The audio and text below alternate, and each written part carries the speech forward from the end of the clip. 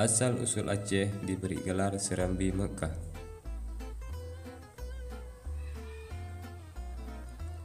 Pertama,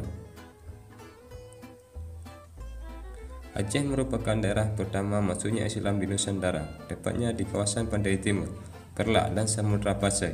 Dari Aceh, Islam berkembang sangat cepat ke seluruh Nusantara sampai ke Filipina. Membalik Aceh meninggalkan kampung halaman untuk menyebarkan agama Allah ke seluruh manusia.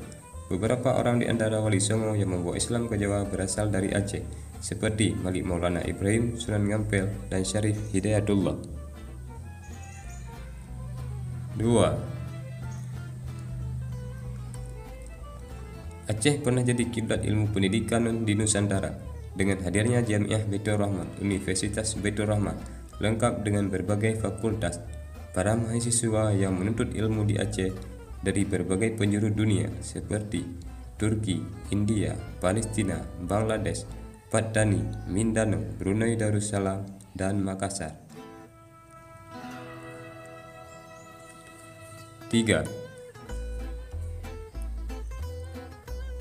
Kerajaan Aceh Darussalam pernah mendapat pengakuan dari Syarif Mekah atas nama Khalifah Islam di Turki bahwa Kerajaan Aceh adalah pelindung bagi kerajaan-kerajaan yang ada di Nusantara. Oleh karena itu, seluruh sultan-sultan yang ada di Nusantara mengakui Kesultanan Aceh sebagai payung mereka dalam menjalankan tugas kerajaan. 4. Aceh pernah jadi pangkalan atau pelabuhan haji untuk seluruh Nusantara. Orang-orang Muslim Nusantara yang naik haji ke Mekah melalui kapal laut sebelum mengarungi Samudra Hindia menghabiskan waktu sampai 6 bulan di Aceh. Kampung-kampung sekitar Pelanggahan sekarang menjadi tempat persinggahan jamaah haji waktu dahulu.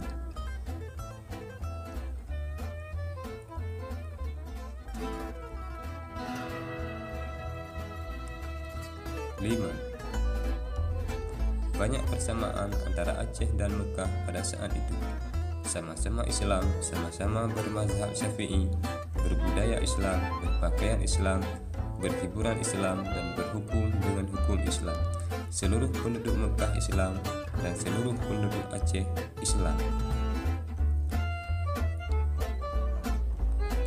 Nah, itulah 5 sebab mengapa Aceh disebut sebagai Serambi Mekah.